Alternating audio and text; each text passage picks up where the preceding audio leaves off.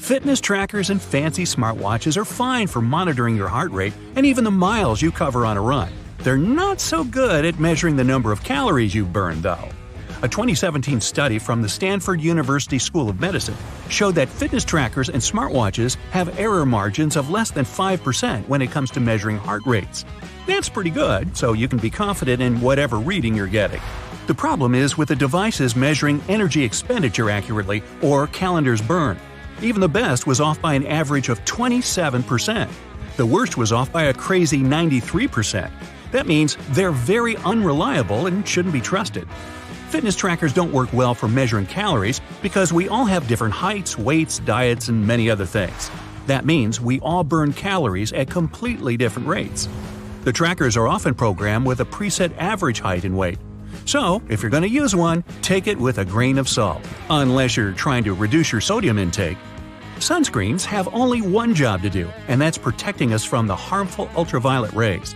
In 2017, though, a study found that many popular brands failed to protect at all, with only 1 in 4 working.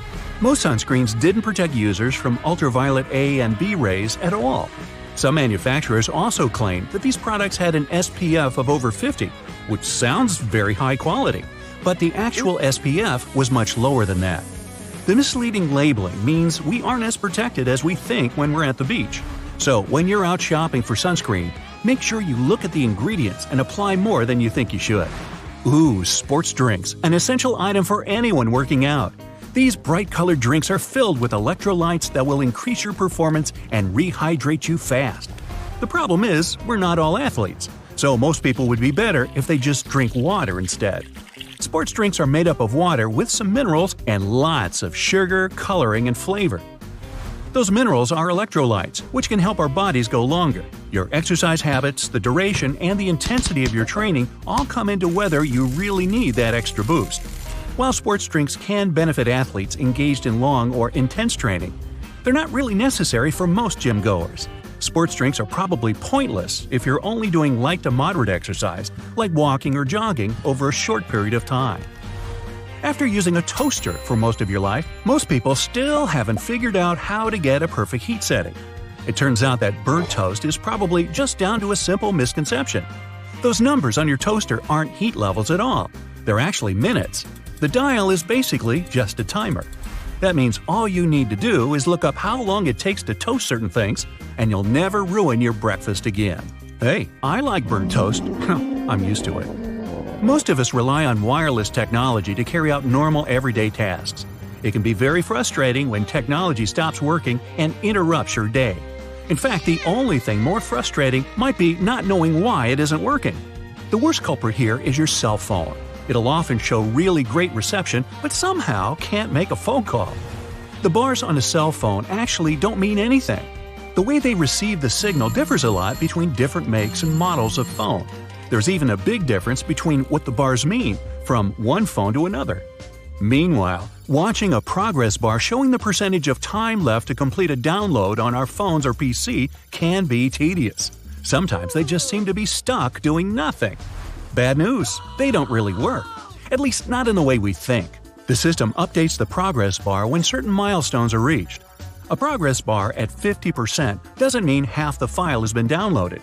Almost all the files could have been downloaded. The point of them is to give you something visual to look at. Progress bars aren't accurate because downloads and transfers have too many variables beyond the system's control. Internet speeds and network availability are the coordinators of how quickly a download will complete, while your computer's hard drive determines how fast things process and information gets put in the right files. It's probably best to make a coffee or set things up to download while you're in bed, instead of constantly checking up on an incorrect progress bar. Elsewhere, stopping at a crosswalk and pressing the button hoping the walk signal will come up might just be a waste of your time. It turns out that all that button pushing could be for nothing. Some crosswalk buttons need to be pressed, but others don't do anything at all. The crossing symbol will just light up whenever it wants to.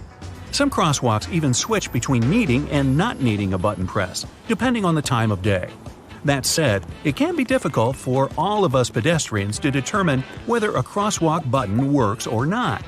When in doubt, just push the button anyway. You don't want to stand around waiting for no reason. With more people going into the water and sharks, well, living in the water, the fear of bumping into a not-so-friendly shark is ever increasing. This shared water space has pushed many companies to try to create shark repellents. This sounds like a good idea that should help keep both people and sharks more safe. Companies have tried everything – sprays, wetsuits, magnets, wax, and even electronic devices to repel the scary fish. The bad news is none of these products are confirmed to actually work. One, in particular, makes the sound of an orca. Sharks aren't too fond of being in the same area as them, but does pretending you're an orca stop a shark from biting you? If you feel safer using them, then go right ahead. But if you're looking for a shark deterrent that's 100% effective, it's just not available. Psst, here's what actually works. Stay out of the water. Rushing into an elevator and repeatedly pushing the closed door button in the US is basically a huge waste of time unless you've got the special trick.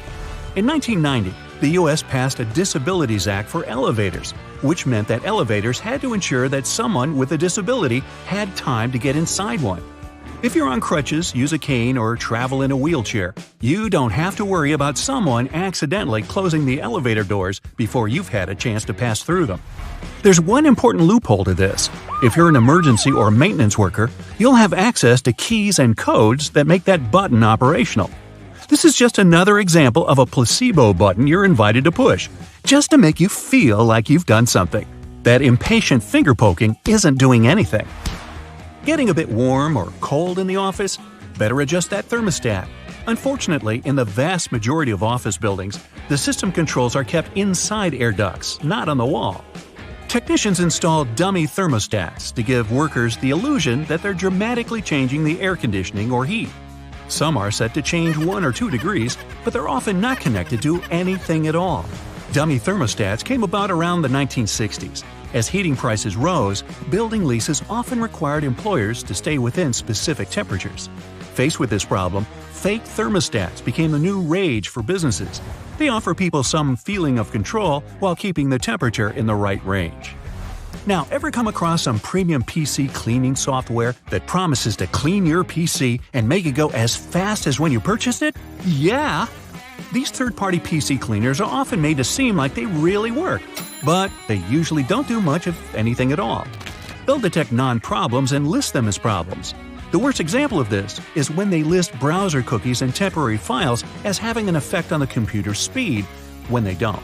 It's better to stick to the operating system's built-in cleaner. It'll work fine if you ever need to clean your computer and save you having to splash out on one that does pretty much the same thing. Well, that's all I got. Time to burn some toast.